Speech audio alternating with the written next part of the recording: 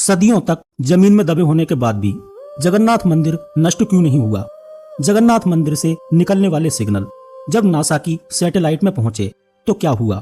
और क्या आपको पता है कि भगवान जगन्नाथ मंदिर की मूर्तियों के लिए जो नीम की लकड़ी है वह कहाँ के जंगलों से लाई जाती है और उस पेड़ का चुनाव कैसे किया जाता है?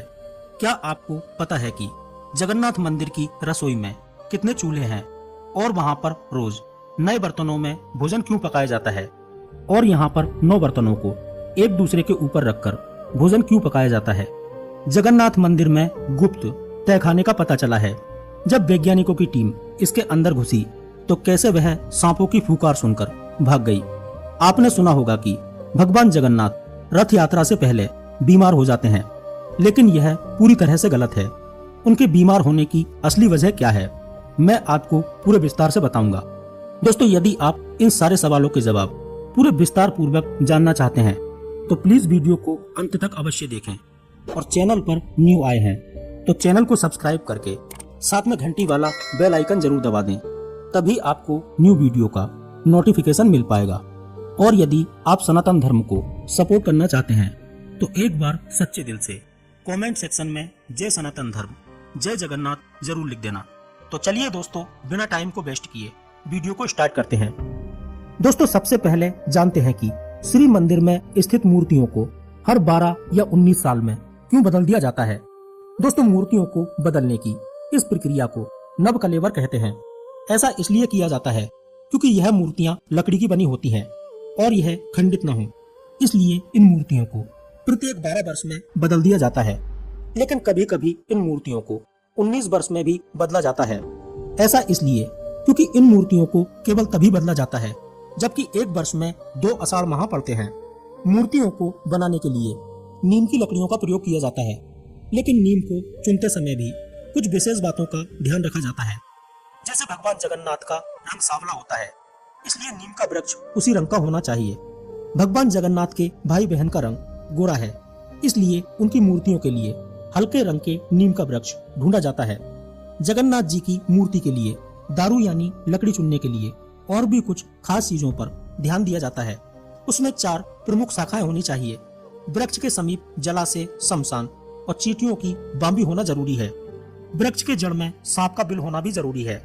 वह किसी तिराहे के पास हो या फिर 3 पहाड़ों से घिरा हुआ हो। वृक्ष के समीप वरुण, सहादा और बेल का वृक्ष होना चाहिए। इन वृक्षों को काटने के लिए भी कुछ विशेष नियम हैं, जिनका पालन अनिवार्य रूप से किया जाता है। लकड़ियां मिलने के बाद इनसे प्रतिमाओं का निर्माण किया जाता है और इन्हें पुरानी मूर्तियों के स्थान पर पूरे विधि विधान के साथ स्थापित कर दिया जाता है। मूर्तियां जरूर बदली जाती हैं, लेकिन एक चीज ऐसी है जो कभी नहीं बदलती है और वह है ब्रह्म पदार्थ। इस ब्रह्म पदार्थ को भगवान श्री कृष्ण का दिल भी कहा जाता है। दरअसल जनश्रुति के अनुसार जब श्री कृष्ण की मृत्यु हुई तब पांडवों ने उनके शरीर का दाह संस्कार कर दिया था। उनका पूरा शरीर पंचतत्व में विलीन हो गया था, लेकिन उनका हृदय नहीं जला था, जिसकी पूरी कहानी आगे मैं आपको बताने वाला हूँ। तब से लेकर आज तक वह ब्रह्म पदार्थ भगवान जगन्नाथ की मूर्ति के भीतर है। हर 12 वर्ष के अंतराल के बाद जगन्नाथ जी की मूर्ति बदलती है, लेकिन यह ब्रह्म पदार्थ उसी में रहता है। एक और हैरान करने वाली बात यह है कि मूर्तियां हर 12 साल में एक बार बदलती हैं, लेकिन इस ब्रह्म पदार्थ को आज तक किसी ने नहीं देखा है। मंदिर के पुजारी जो इस मूर्ति को बदलते हैं, उनका कहना है कि उनकी आंखों पर पट्टी बांध दी जाती है और हाथ पर कपड़ा ढक दिया जाता है, इसलिए वे ना तो उस ब्रह्म पदार्थ को देख पाए हैं और ना ही छूकर महसूस कर पाए हैं। पुजारियों के अनुसार वह पदार्थ इतना सॉफ्ट होता है मानो कोई खरगोश उनके हाथ में फुदक रहा है। पुजारियों का ऐसा मानना है कि अगर कोई व्यक्ति इस मूर्ति के भीतर छिपे ब्रह्म पदार्थ को देख लेगा तो उसकी मृत्यु हो जाएगी। इसी वजह से जिस दिन जगन्नाथ जी की मूर्ति बदली जानी होती है, उड़ीसा सरकार द्वारा पूरे शहर की बिजली बंद कर दी जाती है।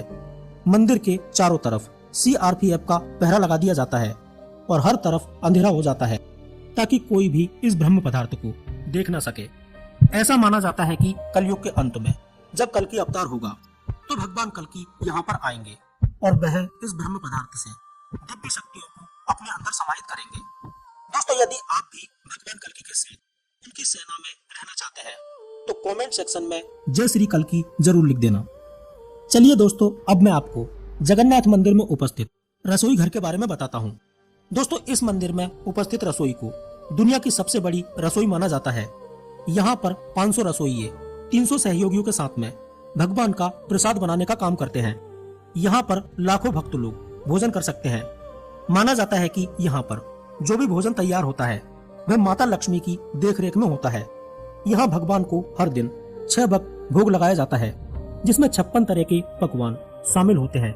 जगन्नाथ मंदिर की रसोई 11वीं शताब्दी में राजा इंद्रवर्मा के समय शुरू हुई थी। तब पुरानी रसोई मंदिर के पीछे दक्षिण में थी। जगह की कमी के कारण मौजूदा रसोई 1682 से 1713 ईस्वी के बीच उस समय के राजा दिव्य सिंह देव ने बनवाई थी। तब से इसी रसोई में भोग बनाया जा रहा है। यहाँ पर कई परिवार पीढ़ियों से सिर्फ भोग बनाने का ही काम कर रहे हैं। वहीं कुछ लोग महाप्रसाद बनाने के लिए मिट्टी के बर्तन बनाते हैं, क्योंकि इस रसोई में बनने वाले शुद्ध और सात्विक भोग के लिए हर दिन नया बर्तन इस्तेमाल करने की परंपरा है। रोज छोटी बड़ी 700 हांडियों में भोग पकाया जाता है। भोग बनाने के बाद पुरानी हांडियों को तोड़ दिया जाता है और अगले दिन नई हांडियों में भोग पकाया जाता है। यह रसोई 8000 स्क्वायर फीट में फैली हुई है, जिसमें 240 चूल्हे हैं। यहाँ पर रसोई में 3 तरह के चूल्हे हैं: अन्ना चूल्ही, पीठा चूल्ही और अहिया चूल्ही। चावल के व्यंजन अन्ना चूल्ही में, दाल और करी अहिया चूल्ही में और मिठाइयाँ पीठा चूल्ही में बनाई जाती हैं। इस रसोई के उत्तर में गंगा जमुना नाम के 2 कुएं हैं। केवल उन्हीं का पानी यहाँ पर भोग बनाने में उपयोग किया जाता है। यहाँ पर 15 मिनट में 17,000 लोगों के लिए खाना तैयार हो जाता है। 175 चूल्हों पर चावल बनते हैं। इन्हें बनाने के लिए 10-12 लोगों के खाने जितने चावल एक बड़े मिट्टी के बर्तन में भरते हैं। मंदिर में भोग पकाने के लिए 9 मिट्टी के बर्तन एक दूसरे के ऊपर रखे जाते हैं और पूरा भोजन लकड़ी पर ही पकाया जाता है। इस प्रक्रिया में सबसे ऊपर रखे बर्तन की भोग सामग्री सबसे पहले पकती है, फिर क्रमशः नीचे की तरफ एक के बाद एक भोग तैयार हो जाता है। 15 मिनट में यह सभी चावल बनकर तैयार हो जाते हैं। इस हिसाब से यहाँ पर एक दिन में लगभग 7 लाख लोगों के लिए भोजन तैयार किया जा सकता है। आयुर्वेद के हिसाब से भगवान के भोग में होने वाले 6 रसों मीठा, खट्टा, नमकीन, तीखा, कड़वा और कसेला का ध्यान रखा जाता है। इसमें तीखे और कड़वे स्वाद वाले भोजन का नैवेद्य भगवान को नहीं लगता। यहाँ पर रोज 56 भोग और 10 तरह की मिठाइयाँ बनती हैं। सब्जियों में मूली, देसी आलू, बैगन, सफेद और लाल कद्दू, कंदमूल, परवल, बेर और अरबी का इस्तेमाल होता है। दालों में केवल मूंग, अरहर, उड़द और चने की दाल बनाई जा सकती है। भोग पूरी तरह से सात्विक होता है। इसमें लौंग, प्याज, लहसुन, टमाटर, फूल गोभी आदि का प्रयोग नहीं होता है। रसोई के अंदर ना तो बिजली और न ही इलेक्ट्रॉनिक या इलेक्ट्रिकल्स उपकरण का प्रयोग किया जाता है। कहा जाता है कि मंदिर में प्रतिदिन प्रसाद 20,000 लोगों के लिए ही बनाया जाता है और त्योहार वाले दिन 50,000 लोगों के लिए बनाया जाता है। लेकिन कहा जाता है कि यदि किसी दिन यहाँ पर लाखों लोग भी आ जाएं, तो भी वह प्रसाद ग्रहण करके ही जाते हैं। यहाँ पर ना तो भोजन की कमी आती है और ना ही भोजन का एक भी निवाला बचता है। मंदिर के अंदर पकाने के लिए भोजन की मात्रा पूरे वर्ष के लिए रहती है। प्रसाद की एक मात्रा भी कभी व्यर्थ नहीं जाती है। यहाँ पर बिमला देवी नाम से माता पार्वती का एक मंदिर है। महाप्रसाद बनने के बाद सबसे पहले माता पार्वती जी को भोग लगाया जाता है। इसी के बाद भगवान जगन्नाथ को भोग लगाया जाता है।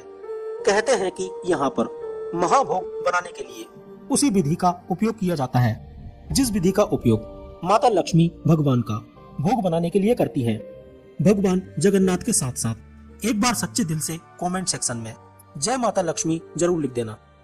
दोस्तों, अब मैं आपको बताऊंगा जगन्नाथ मंदिर के दबे हुए खजाने का रहस्य। दोस्तों, जब श्री मंदिर में भगवान की मूर्तियों की स्थापना की गई थी, तब यहाँ पर बहुत से राजा, महाराजा और देवता उपस्थित हुए थे और उन्होंने यहाँ पर सोने, चांदी, हीरे, मोती और कई बेशकीमती आभूषण भगवान के मंदिर में अर्पित किए थे। सदियों से भक्तों और पूर्व राजाओं ने भगवान जगन्नाथ, भगवान बलभद्र और देवी सुभद्रा को जो बहुमूल्य आभूषण दिए, वे मंदिर के रत्न भंडार में संग्रहित है। इस मंदिर में दुनिया का सबसे बड़ा खजाना मौजूद है। ऐसा कहा जाता है कि जितना यह मंदिर ऊपर बना है, उससे भी कहीं ज्यादा गहराई तक नीचे है। इसमें बेशकीमती खजाना दबा हुआ है। यह खजाना इतना बड़ा है कि इससे कई देशों की अर्थव्यवस्था को कई सालों तक चलाया जा सकता है। खजाने में संदूकों के अंदर बेशकीमती रत्नों का अंबार है। सोने चांदी के भंडार भरे पड़े हैं। यहाँ पर राजा रजवाड़े के जमाने की बेहिसाब दौलत पड़ी हुई है। ऐसे खजानों की वजह से ही भारत को सोने की चिड़िया कहा जाता था। इस खजाने को लूटने के लिए ही तो इस मंदिर पर कई बार आक्रमण किया गया, लेकिन यह खजाना आज तक किसी के हाथ नहीं लग पाया है। खजाने के केवल बाहर वाले दरवाजे को ही खोला गया है, जिसमें अरबों रुपए के सोने चांदी के आभूषण, बर्तन, हीरा जवाहरात आदि मिले हैं। माना जाता है कि एक बार अंदर वाले दूसरे कमरे में जाने की कोशिश की गई थी, लेकिन वहां पर सांपों की फुकार सुनकर किसी की भी अंदर जाने की हिम्मत नहीं हुई और इसके बाद इसे बंद कर दिया गया। तब से लेके अब तक इसे खोलने की कभी भी कोशिश नहीं की गई। ऐसा माना जाता है कि कलयुग के अंत में जब भगवान कल्कि यहाँ पर आएंगे तो वे यहाँ से कुछ बेशकीमती चीजों को निकालेंगे। चलिए दोस्तों, अब मैं आपको बताता हूँ कि भगवान जगन्नाथ रथ यात्रा से पहले बीमार क्यों हो जाते हैं, क्यों उनका इलाज किया जाता है और उन्हें दवाइयां दी जाती हैं। दोस्तों, ज्येष्ठ मास की पूर्णिमा को जब गर्मी की अधिकता होती है तो उस दिन देव प्रतिमाओं को 108 घड़े के जल से स्नान कराया जाता है। इस स्नान के बाद तीनों देवता बीमार पड़ जाते हैं और फिर वह एकांतवास में चले जाते हैं। एकांतवास की इस प्रक्रिया को पुरी में अनासरा कहते हैं। इन 15 दिनों में देव विग्रहों के दर्शन नहीं होते हैं। 15 दिनों के बाद जब जगन्नाथ जी ठीक हो जाते हैं तब उस दिन नैनासार उत्सव मनाया जाता है। इस दिन भगवान का फिर से श्रृंगार किया जाता है, उन्हें नए वस्त्र पहनाए जाते हैं और इसके बाद वह भ्रमण के लिए तैयार हो जाते हैं। तब फिर श्री मंदिर के सिंह द्वार पर रथ लाए जाते हैं और फिर 2 दिन बाद यहाँ से रथ यात्रा प्रारंभ होती है। ये कुछ ऐसा है कि बीमार होने के कारण जब जगन्नाथ जी कई दिनों तक एकांत में होते हैं तो वह मन बदलने के लिए भाई बहन के साथ यात्रा पर निकलते हैं। लेकिन यहाँ पर सवाल यह उठता है कि क्या भगवान भी बीमार पड़ते हैं, लेकिन क्यों और कैसे? इन सवालों के पीछे की वजह एक करुण कथा है। जगन्नाथ प्रभु की महिमा में यह जनश्रुति काफी प्रचलित है। बहुत पहले की बात है। उड़ीसा के पुरी क्षेत्र में एक भक्त माधव दास रहते थे। वह रोज ही भगवान की पूजा करते थे। प्रसाद में जो कुछ मिलता था उसी से अपना जीवन यापन करते थे और सादा जीवन जीते थे। एक बार वह बीमार पड़े, उन्हें तेज बुखार हो गया। वह अकेले थे तो कोई उनकी सेवा के लिए नहीं था। फिर भी उन्होंने अपनी भक्ति में कोई कमी नहीं की। लोग उन्हें सलाह देते थे कि वेद से मिलो, औषधि लो, लेकिन उपचार के लिए कोई लेकर नहीं जाता था। माधव दास कहते थे कि जब भगवान मेरा ख्याल रख रहे हैं तो मुझे किसी की क्या जरूरत है।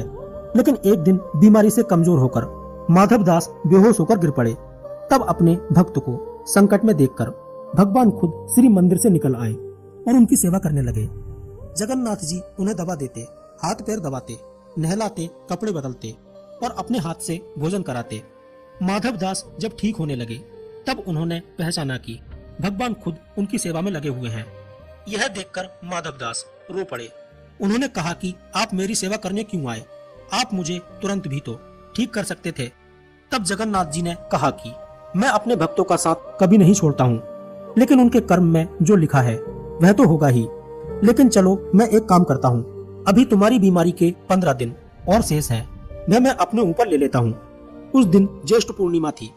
जगन्नाथ जी अपने मंदिर पहुँचे और उसी दिन स्नान के बाद उन्हें ज्वर होने लगा।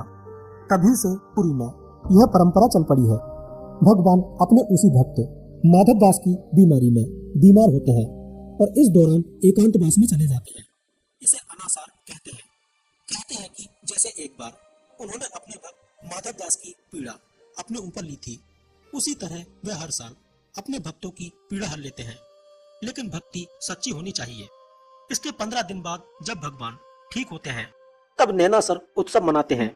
इसके बाद ही भगवान भ्रमण के लिए बाहर निकलते हैं। इसी भ्रमण को रथ यात्रा कहते हैं। अनासर की विधि के दौरान जब आषाढ़ की कृष्ण पंचमी तिथि आती है तो इस दिन श्री मंदिर में अनासर पंचमी मनाई जाती है। अनासर पंचमी के अवसर पर गुरुवार को महाप्रभु जगन्नाथ और उनके भाई बहन भगवान बलभद्र और देवी सुभद्रा को फुलूरी तेल का उपचार दिया जाता है। इसे फुलूरी तेल सेवा के नाम से जाना जाता है। देव प्रतिमाओं को फुलूरी तेल लगाया जाता है। यह विशेष अनुष्ठान भगवान जगन्नाथ और उनके भाई बहनों को स्नान यात्रा के दौरान अत्यधिक स्नान के कारण हुए बुखार से मुक्ति दिलाने के लिए किया जाता है। चलिए दोस्तों, अब मैं आपको जगन्नाथ जी के मंदिर में लगे हुए नील चक्र का रहस्य बताता हूँ। मंदिर के शिखर पर अष्ट धातु से निर्मित एक सुदर्शन चक्र लगा हुआ है। इस चक्र को नील चक्र कहा जाता है और मान्यता के अनुसार इसके दर्शन करना बहुत ही शुभ माना जाता है। इसकी खास बात यह है कि यदि आप पुरी में किसी भी कोने से खड़े होकर किसी भी दिशा से इस चक्र को देखेंगे तो वह हमेशा आपको आपके सामने बिल्कुल सीधा नजर आएगा। इस नील चक्र की एक और खास बात यह है कि सूर्य की किरणों के अनुसार यह अपना रंग भी बदलता है। सूर्योदय के समय यह सफेद रंग का दिखाई देता है और फिर इसका रंग हल्का नीला हो जाता है और दोपहर के समय इसका रंग गहरा नीला हो जाता है। फिर सूर्यास्त के समय इस नील चक्र का रंग बैंगनी हो जाता है, जो देखने में बड़ा ही आकर्षक और मनमोहक लगता है। इस नील चक्र के ऊपर से कोई भी पक्षी, एरोप्लेन और अन्य उड़ने वाली चीजें कभी भी इसके ऊपर से नहीं उड़ सकती हैं। लोगों का मानना है कि कुछ प्राकृतिक शक्तियों ने मंदिर के ऊपर उड़ने वाली वस्तुओं को रोक दिया है, इसलिए यह प्राकृतिक रूप से भी नो फ्लाइंग जोन बन गया है। यानी कि यहाँ पर किसी राज्य या सरकार ने उड़ने पर रोक नहीं लगाई है, बल्कि ऐसा किसी दैवीय शक्ति ने किया है। नील चक्र की एक और रोचक बात यह है कि यह चक्र नीली किरणें बनाता है, जो कई हजार किलोमीटर दूर से भी देखी जा सकती हैं। जब अमेरिका के कुछ वैज्ञानिकों ने देखा कि दूर से नीले रंग की कोई रोशनी आ रही है, फिर उन्होंने इसकी खोज की तो पाया कि यह रोशनी जगन्नाथ मंदिर के नील चक्र से आ रही है। यह नील चक्र कई बार टूटा और फिर से बनाया गया। वर्तमान नील चक्र 270 साल से भी अधिक पुराना है। दोस्तों, वीडियो को जरा भी स्किप नहीं करना। अब मैं आपको बताऊंगा कि कैसे, कब और किसने ये जगन्नाथ मंदिर बनवाया था, फिर कैसे यह हजारों सालों तक रेत में दबा रहा और आगे कैसे यह समुद्र में डूब जाएगा। इसको लेकर बहुत ही रोचक कथा है।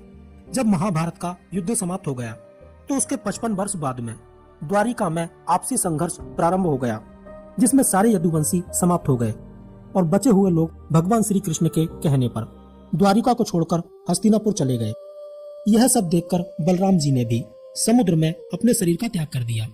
एक दिन भगवान श्री कृष्ण वन में एक पीपल के वृक्ष के नीचे विश्राम कर रहे थे। तभी जरा नामक एक सवर ने भगवान कृष्ण के पैर को मृग की आंख समझकर उस पर तीर चला दिया। इस बात को बहाना बनाकर भगवान श्री कृष्ण ने भी अपनी देह का त्याग कर दिया। जरा नामक सवर ने जब श्री कृष्ण को देखा तो काफी घबरा गया और अपराध बोध से दुखी हो गया। भगवान श्री कृष्ण ने तब जरा को समझाया कि ये तो मेरे विधान से ही रचा हुआ है। मैंने स्वयं ही अपनी देह त्याग के लिए इस विधि को चुना है, क्योंकि मुझ पर तुम्हारे पूर्व जन्म का ऋण था। जरा पूर्व जन्म में बाली था, जिसका वध भगवान श्री राम ने किया था। भगवान श्री कृष्ण ने पहले ही बता दिया था कि उनका अंतिम संस्कार गोलोक धाम में किया जाना चाहिए। इसके बाद में पांडवों के द्वारा उनके शव को एक नाव में रखकर गंगा नदी में ले जाया गया और अंत में नाव गोलोक धाम के द्वीप पर पहुंची, जहां पर उनका अंतिम संस्कार किया गया। कहा जाता है कि अंतिम संस्कार के बाद उनका पूरा शरीर अग्नि में समाहित हो गया, लेकिन उनका दिल धड़कता रहा। इसके बाद पांडवों ने उनका हृदय जल में प्रवाहित कर दिया। जरा नाम का सवर भगवान कृष्ण की मृत्यु से बहुत आहत हो गया था, इसलिए वह श्री कृष्ण के हृदय को उठाकर अपने साथ ले गया और एक सरोवर के पास में एक गुफा के अंदर स्थापित कर दिया और उसकी पूजा अर्चना करने लगा। भगवान श्री कृष्ण के देह त्याग करते ही अब कलयुग की शुरुआत हो चुकी थी। उस समय मालवा प्रदेश में इंद्रधुम्न नाम के एक चक्रवर्ती राजा थे। चक्रवर्ती अर्थात जिनका संपूर्ण भूखंड पर राज हो। उनकी राजधानी उज्जैन थी। इनके पिता का नाम भरत और माता का नाम सुमति था। राजा भगवान कृष्ण के परम भक्त थे। इनकी पत्नी का नाम गुंडीचा था। वह अपनी प्रजा का अपनी संतान की तरह ध्यान रखती थी। राजा इंद्रधुम्न भगवान कृष्ण का परम भक्त था। वह अपने दिन की शुरुआत भगवान कृष्ण की पूजा से करता था और दिन में अपने राज दरबार के सारे काम खत्म करने के बाद में जब सोने जाता था तो भगवान को सुलाने के बाद ही खुद सोता था। एक दिन रात्रि में जब राजा सो रहा था तो उसे एक स्वप्न आता है। स्वप्न में वह देखता है कि वह एक सरोवर के पास में ध्यान लगाए बैठा हुआ है। यहाँ पर चारों तरफ का वातावरण बड़ा ही सुंदर और मनोरम है।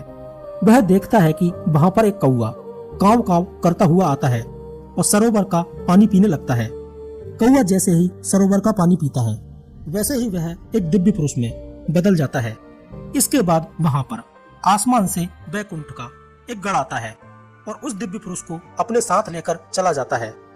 यह सब देखकर राजा आश्चर्यचकित हो जाता है। जब वह आसपास देखता है तो सामने एक गुफा दिखाई देती है। इस गुफा से नीला प्रकाश निकल रहा होता है। इतना सब कुछ देखकर अचानक से राजा की नींद खुल जाती है और वह उठकर बैठ जाता है। उसे विश्वास नहीं होता कि यह सब कुछ सपना था या फिर हकीकत। उसे ऐसा लग रहा था जैसे वह वहां पर स्वयं उपस्थित हो। तब वह सोचने लगता है कि आखिर इस सपने का क्या अर्थ हो सकता है। इसके बाद वह सुबह कई जानकार और कई ज्योतिषियों को बुलवाता है, साथ ही सर्वश्रेष्ठ चित्रकारों को भी बुलवाता है, ताकि उसने जो भी सपने में देखा है उस सब का वह चित्र बना सके और पहचान सके कि वास्तव में ऐसी कोई जगह है या फिर नहीं। कई दिनों तक जगह को ढूंढने के लिए खोजबीन की जाती है, ग्रंथ खंगाले जाते हैं, जगह जगह लोगों को पहुंचाया जाता है। तब ज्योतिषी राजा से बोलता है कि जैसी जगह आपने बताई है वैसी ही एक जगह का वर्णन पुराणों में किया गया है। यहाँ पर एक सरोवर भी है और एक पवित्र गुफा भी है। इस क्षेत्र को नीलांचल क्षेत्र कहा जाता है, लेकिन हो सकता है कि समय के साथ यह क्षेत्र विलुप्त हो गया हो सकता है कि यह सब भगवान श्री कृष्ण की माया हो। अब भगवान श्री कृष्ण ही आपको रास्ता दिखा सकते हैं। इसके बाद में राजा श्री कृष्ण का अखंड व्रत रखने का निश्चय करते हैं और बोलते हैं कि जब तक श्री कृष्ण उन्हें इस जगह के बारे में पूरा संकेत नहीं दे देते तब तक वह अन्न जल कुछ भी ग्रहण नहीं करेंगे, ऐसे ही बैठे रहेंगे। इसी तरह ध्यान करते हुए राजा को कई दिन बीत जाते हैं। इसके बाद में एक दिन जब राजा ध्यान कर रहे थे तभी उनको एक समुद्र का किनारा दिखाई दिया। फिर अचानक से उसमें लहरें उठने लगी और जब लहरें शांत हुई तो उसमें एक भव्य मंदिर दिखाई देने लगा। राजा समझ गए थे कि अब उन्हें एक मंदिर का निर्माण करवाना है। इसके बाद में उन्होंने शुभ मुहूर्त देखकर मंदिर का निर्माण प्रारंभ करवा दिया। लेकिन जैसे ही मंदिर का थोड़ा बहुत निर्माण होता, समुद्र की तेज लहरें आती और उस निर्माण को नष्ट कर देती। ऐसा एक दो बार नहीं बल्कि 6 बार होता है। यह सब देखकर राजा बहुत चिंतित हो गए। इसके बाद में राजा ने भगवान श्री कृष्ण का स्मरण किया तो भगवान कृष्ण वहां पर उपस्थित हुए। उनके रथ पर कपिध्वज था। यह देखकर राजा समझ गए कि अब उन्हें क्या करना है। इसके बाद में राजा ने भगवान हनुमान की स्तुति की और मंदिर के निर्माण में उनसे सहायता मांगी। हनुमान जी राजा की भक्ति भावना को देखकर बहुत प्रसन्न हुए और कहा कि मैं हमेशा यहाँ पर सूक्ष्म रूप में उपस्थित रहूंगा। इसके बाद हनुमान जी समुद्र की ओर मुंह करके बैठ गए। इसके बाद मंदिर का निर्माण फिर से प्रारंभ किया गया, लेकिन हनुमान जी के होने की वजह से इस बार समुद्र की लहरों से मंदिर को कोई क्षति नहीं पहुंचती है और अंत में एक भव्य मंदिर का निर्माण यहाँ पर हो जाता है। लेकिन अभी भी राजा की चिंता पूरी तरह से खत्म नहीं हुई थी, क्योंकि अभी मंदिर में भगवान के विग्रह को स्थापित करना बाकी था। राजा को बार बार अपना वही सपना याद आ रहा था जिसमें उन्होंने एक गुफा से नीला प्रकाश निकलते हुए देखा था। वह सोचते हैं कि आखिर वह पहाड़ कहाँ हो सकता है जिसकी गुफा में नील माधव का विग्रह है, और वास्तव में ऐसी कोई जगह है भी या नहीं है। यदि किसी को ढूंढने भी पहुंचाए तो कौन सी दिशा में पहुंचाए। इन सब बातों को लेकर राजा पुनः चिंतित होने लगे। तब राजा के छोटे भाई विद्यापति ने सुझाव दिया कि चारों दिशाओं में 4 लोगों को भेजा जाए और सपने में देखे गए स्थान के बारे में पता किया जाए। 3 दिशाओं में 3 लोगों को जगह की खोज करने के लिए भेज दिया जाता है, लेकिन जब चौथी दिशा में भेजने के लिए कोई योग्य व्यक्ति नहीं मिलता है तो विद्यापति बोलता है कि चौथी दिशा में मैं खुद जाऊंगा। जो 3 लोग थे वे कई महीनों तक उस स्थान की खोज में भटकते रहते हैं, लेकिन उन्हें जगह के बारे में कोई भी सुराग नहीं मिलता है। इसलिए कई महीने भटकने के बाद में वे पुनः अपने राज्य में लौट आते हैं, लेकिन विद्यापति पूर्व दिशा की ओर बढ़ता ही चला जाता है। चलते चलते जंगल से गुजरते हुए वह एक जंगली कबीले के मुहाने पर पहुंच जाता है। वहां पर एक बरगद के पेड़ के नीचे किसी स्थान देवता के चिन्ह देखता है तो हैरत में पड़ जाता है कि आखिर इतने घने जंगल में किसी देवता की स्थापना कैसे हो सकती है। ज्यादातर ऐसे स्थान तो मानव बस्तियों के पास ही होते हैं। साथ ही जो जंगली कबीले हैं वह भी जंगलों में बाहर की ओर ही बस्तियां बनाकर रहते हैं। ऐसे में इस घने जंगल में ये कौन लोग रहते होंगे? विद्यापति अभी यह सब सोच ही रहा था कि इतने में एक सिंह दहाड़ता हुआ उस पर झपटा। विद्यापति ने फुर्ती से एक और कूद कर खुद को बचा तो लिया, लेकिन जंगली झाड़ी में पांव उलझने से वह एक और गिर पड़ा और सिर में चोट लग गई। इतने में उसने एक कन्या को सिर पर झपटते हुए और उसे नाम से बुलाते हुए सुना। कन्या ने जब उसे बाघा कहकर पुकारा तो वह उल्टे पांव दौड़कर उस लड़की के पैरों के पास किसी पालतू बिल्ली की तरह लौटने लगा। देखते ही देखते विद्यापति कब बेहोश हो गया उसे पता भी नहीं चला। इसके बाद वह कन्या कबीले के अन्य लोगों के साथ मिलकर विद्यापति को अपने कबीले में ले जाती है। असल में यह सबर जनजाति के लोगों का कबीला था। इस कबीले के सरदार का नाम विश्ववसु था और जो कन्या विद्यापति को लेकर गई थी वह विश्ववसु की पुत्री थी जिसका नाम ललिता था। पहले तो सभी लोगों ने इस बात का विरोध किया कि किसी भी बाहरी व्यक्ति को कबीले में रखना ठीक नहीं है, लेकिन चूंकि विद्यापति घायल हो चुका था इसलिए सभी लोग उसे वहां पर रखने के लिए राजी हो जाते हैं। इसके बाद में विश्ववसु उसका इलाज करते हैं जिससे सुबह तक विद्यापति को होश आ जाता है। लेकिन विद्यापति कई महीनों से चल चलकर बहुत थक चुका था और साथ ही उसके सिर में गहरी चोट लगी थी, इसलिए उसका इतना जल्दी ठीक होना बहुत मुश्किल था। लेकिन ललिता उसकी बहुत सेवा करती है जिससे विद्यापति कुछ दिनों के बाद में पूरी तरह से स्वस्थ हो चुका था। अब वह कबीले के लोगों की काम करने में भी मदद करने लगा था। लेकिन जब भी कोई उससे उसके बारे में पूछता था तो वह उन्हें कोई जवाब नहीं देता था। शरीर पर राज्य चिन्ह और तमाम अलंकरण को देखकर सभी लोग उसे किसी लुटे हुए हारे हुए राज्य का राजकुमार समझते थे और अतिथि को पुरानी बातों से कष्ट न हो, इसलिए धीरे धीरे विद्यापति से सभी ने उसके पिछले जीवन के बारे में पूछना बंद कर दिया। उधर ललिता विद्यापति से प्रेम करने लगती है और मन ही मन विद्यापति भी उसे चाहने लगता है, लेकिन वह इस प्रेम को अपने कार्य में बाधा समझता था, इसलिए इस ओर ज्यादा ध्यान नहीं देता था। एक दिन ललिता विद्यापति के बारे में सोचते हुए जंगल से आए फूलों से माला बना रही थी। इसी दौरान टोकरी में कहीं से एक सांप घुस गया था। ललिता का इस ओर ध्यान नहीं था। तभी वहां पर किसी काम से पहुंचे विद्यापति की नजर ललिता पर पड़ गई। उसने फुर्ती से उस सांप को पकड़कर फेंक दिया। विश्ववसु ने जब ये देखा तो उसे ललिता और विद्यापति के प्रेम का आभास हुआ। इस तरह उसने कबीले वालों से सलाह लेकर विद्यापति और ललिता की शादी कर दी। सब कुछ ठीक चलता रहता है और विवाह के दिन बीतते रहते हैं। विद्यापति ललिता के परिवार के साथ में अच्छे से घुल मिल गया था, लेकिन विद्यापति एक बात नोट करता है कि उसका परिवार विद्यापति से प्रेम तो करता है लेकिन अपनी धार्मिक रीतियों से उन्हें दूर रखता है। वह देखता है कि विश्ववसु सुबह से ही अंधेरे में चुपचाप कहीं निकल जाता है और फिर सूर्य निकलने के बाद ही वापस आता है। विद्यापति जानना चाहता था कि आखिर विश्ववसु कहाँ जाता है, ऐसी कौन सी बात है जो वह उससे छिपा रहा है।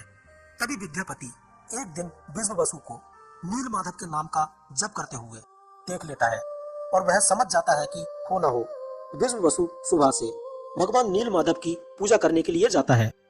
वह इस बारे में अपनी पत्नी ललिता से भी पूछता है, लेकिन ललिता उसे कुछ भी नहीं बताती है। लेकिन बहुत ही ज्यादा जिद करने पर ललिता अपने पिता के पास जाती है और उनसे सुबह होने वाली गुप्त पूजा के बारे में बताने का पूछती है। उसके पिता उसे यह सब कुछ बताने का साफ मना कर देते हैं, लेकिन ललिता बोलती है कि आपकी मेरे अलावा कोई संतान नहीं है और फिर आपके बाद में मुझे और मेरे पति को ही यह सब रीति करना है। विश्ववसु ललिता के इस तर्क के आगे झुक जाता है और वह विद्यापति को नीलमाधव की पूजा के बारे में बताने के लिए राजी हो जाता है, लेकिन वह एक शर्त रखता है कि विश्ववसु को गुफा तक तो ले जाया जाएगा, लेकिन उसकी आंखों पर पट्टी बांध दी जाएगी और वह इस बारे में किसी को नहीं बताएगा। विद्यापति यह शर्त मान लेता है। अगली सुबह विद्यापति की आंखों पर पट्टी बांधी जाती है और उसे नीलमाधव की गुफा तक ले जाया जाता है, लेकिन विद्यापति बहुत चालाक था। उसने अपनी धोती में सरसों बांध ली थी जिसे वह रास्ते में बिखेरते हुए चल रहा था। इसके बाद वह लोग गुफा में पहुंच जाते हैं। विद्यापति की आंखों से पट्टी हटाई जाती है तो नीले प्रकाश के कारण उसकी आंखें चौंधिया जाती हैं। यह बिल्कुल वैसा ही प्रकाश था जैसा राजा इंद्रद्युम्न ने अपने सपने में देखा था। विद्यापति यह सब देखकर बहुत खुश हो जाता है और नीले प्रकाश के बीच में भगवान नीलमाधव के दर्शन प्राप्त करता है। दर्शन करने के बाद वे वहां से लौट आते हैं। अब विद्यापति की खोज पूरी हो चुकी थी। नीलमाधव का विग्रह मिल चुका था और उस गुफा के पास में बिल्कुल वैसा ही सरोवर भी उपस्थित था जैसा कि राजा इंद्रद्युम्न ने अपने स्वप्न में देखा था। इसके बाद ऐसे ही रहते हुए विद्यापति को कई महीने बीत जाते हैं। फिर वर्षा ऋतु का मौसम आता है। विद्यापति के द्वारा बिखेरे गए सरसों के बीज अंकुरित होकर पौधों का रूप ले लेते हैं, जिससे उसने जहां जहां सरसों बिखेरी थी वहां पर एक रेखा बन जाती है। उस रेखा के सहारे विद्यापति भगवान नीलमाधव की गुफा तक पहुंचने में सफल हो जाता है और नीलमाधव के विग्रह को चुराकर वहां से भाग जाता है और अपने राज्य में पहुंच जाता है। वह अपने भाई को उस विग्रह के दर्शन भी करवाता है। इसमें से निकलते नीले प्रकाश को देखकर राजा समझ जाता है कि यह वही विग्रह है जिसे उसने अपने सपने में देखा था। चूंकि मंदिर पूरी तरह से बनकर तैयार हो चुका था, इसलिए अब बारी थी विग्रह को मंदिर में स्थापित करने की। इसके बाद में भगवान नीलमाधव के विग्रह को मंदिर में स्थापित कर दिया जाता है। लेकिन जैसे ही लोग उनका दर्शन करने के लिए आते हैं तो विग्रह में से निकलने वाले नीले प्रकाश के कारण उन्हें कुछ भी दिखाई नहीं देता है। यह देखकर राजा फिर से एक बार बहुत चिंतित हो जाते हैं और भगवान की शरण में जाकर उनसे विनती करते हैं कि हे प्रभु, अब आप ही कोई रास्ता दिखाइए। तब भगवान राजा के स्वप्न में आते हैं और उससे बोलते हैं कि कल सागर तट पर तुम्हें लकड़ी का बहता हुआ एक कुंदा मिलेगा, उसे लेकर आओ और उसी से प्रतिमा का निर्माण करवाकर उसे यहाँ मंदिर में स्थापित कर दो। सुबह होते ही राजा अपने सैनिकों के साथ में समुद्र तट पर पहुंच जाता है।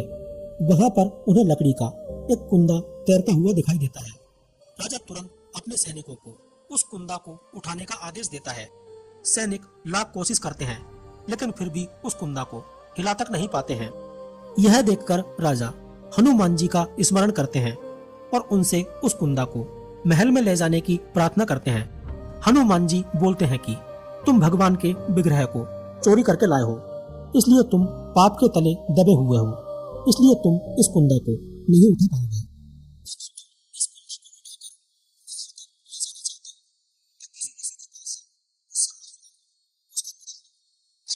इसे उठाकर यहाँ से ले जा सकते हो। इसके बाद विश्व वसु को बुलाया जाता है। उन्हें स्वप्न वाली सारी बात बताई जाती है। तब विश्व वसु उस कुंदा को बहुत ही आसानी से उठाकर महल में ले जाकर रख देते हैं। इसके बाद विश्व वसु अपनी पुत्री ललिता के साथ आकर वहीं भगवान के विग्रह के पास आकर रहने लगते हैं। अब बारी थी लकड़ी के कुंदे से प्रतिमा को बनाने की। देश भर के कुशल कारीगरों को प्रतिमा के निर्माण के लिए बुलाया गया, लेकिन कोई भी उस लकड़ी में एक छेनी तक नहीं लगा पाया। यह सब देखकर राज परिवार में एक बार फिर से सन्नाटा छा गया। आखिर प्रतिमाएं कैसे बनाई जाएं? यह एक बहुत बड़ा सवाल था।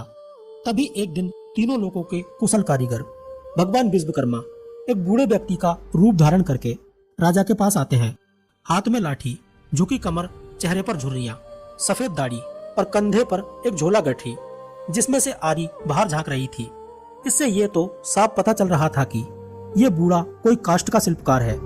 पूछने पर उसने राजा को अपना परिचय शिल्पकार के रूप में दिया और कहा कि मैंने बहुत सी काठ की आकृतियां बनाई हैं, लेकिन अब बस आखिरी बार भगवान की मूर्ति बना लूं तो मुझे मोक्ष मिल जाएगा।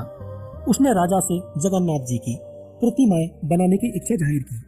राजा ने सोचा कि यह इतना बूढ़ा व्यक्ति आखिर प्रतिमाएं कैसे बनाएगा। राजा ने टालने की गरज से कहा कि ठीक है, मैं तुम्हारी आंख पर पट्टी बांध रहा हूँ। अगर तुम उस जगह पर पहुँच गए जहाँ पर लकड़ी का कुंदा रखा हुआ है तो मैं तुम्हें प्रतिमा बनाने का मौका अवश्य दूंगा। बूढ़े कारीगर की आंख पर पट्टी बांधी जाती है।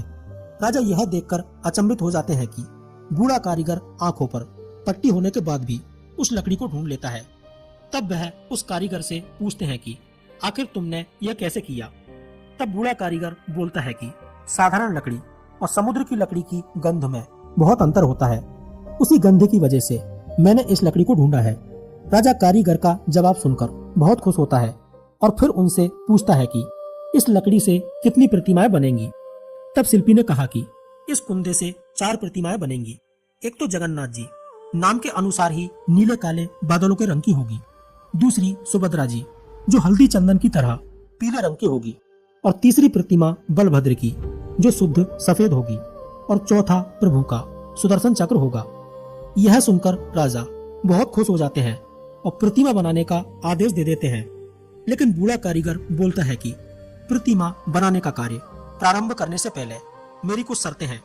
उसने कहा कि मैं अभी से प्रतिमा का निर्माण शुरू करूंगा और 21 दिन में पूरी प्रतिमाएं बनाकर तैयार कर दूंगा। इस 21 दिन की अवधि में यह निर्माण कक्ष पूरी तरह से बंद रहेगा। कोई भी यहाँ पर विघ्न उत्पन्न नहीं करेगा।